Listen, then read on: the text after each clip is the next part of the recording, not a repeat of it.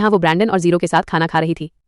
एना के हिटमैन ने इन तीनों पर गोलियों की बारिश कर दी। यूकी और उसके साथियों ने भी इस हमले का मुंहतोड़ जवाब दिया। इस गोलीबारी के बीच एक गोली उस हिटमैन को लगी और वो सीधी जमीन पर जा गिरा। पर जब तक ये तीनों उसके पास पहुंचे वो हिटमैन वहां से भाग चुका था। यूकी और उसके साथियों को समझ नहीं आया कि आखिर वो बंदा कौन था और उसने उन्हें कैसे ट्रैक किया।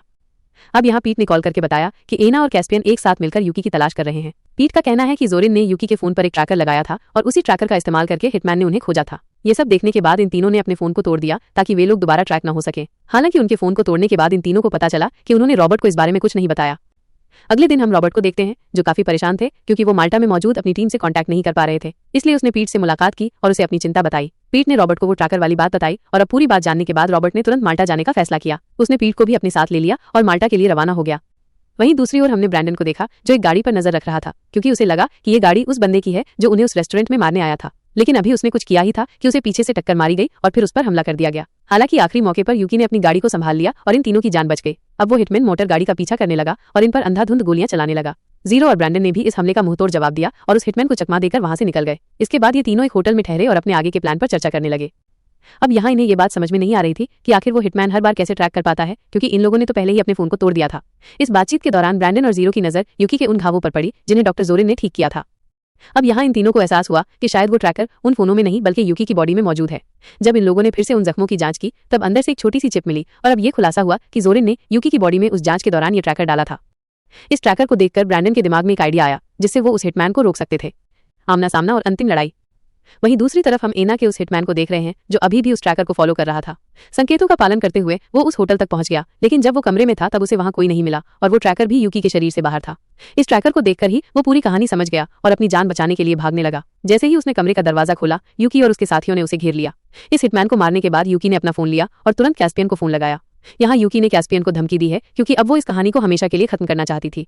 कैस्पियन भी इसके लिए मान गया और फिर उन लोगों ने शहर के बाहर मौजूद पुराने चर्च पर बैठक करने का फैसला किया।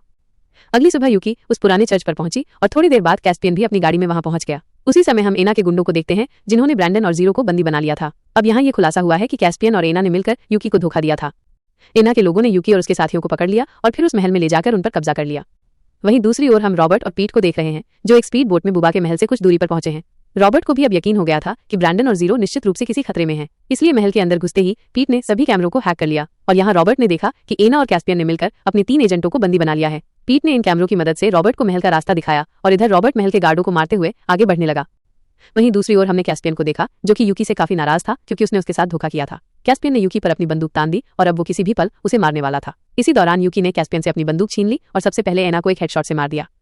लेकिन इससे पहले कि वो कैस्पियन को मारती एना के 2 गार्ड्स ने ब्रैंडन और जीरो पर अपनी बंदूक तान दी। अपने साथियों की जान बचाने के लिए यूकी ने चाहा कि वो कैस्पियन को छोड़ दे। कैस्पियन ने इन तीनों को जान से मारने का मौका दिया और यहाँ से जाने लगा। लेकिन इससे पहले कि वो उन्हें मार पाता रॉबर्ट ने आखिरी मौके पर आकर उन गार्ड्स पर हमला कर दिया। देखते ही देखते यहाँ जोरदार गोलीबारी शुरू हो गई और यहाँ ब्रैंडन, जीरो और यूकी ने भी इन गार्ड्स का जोरदार मुकाबला किया।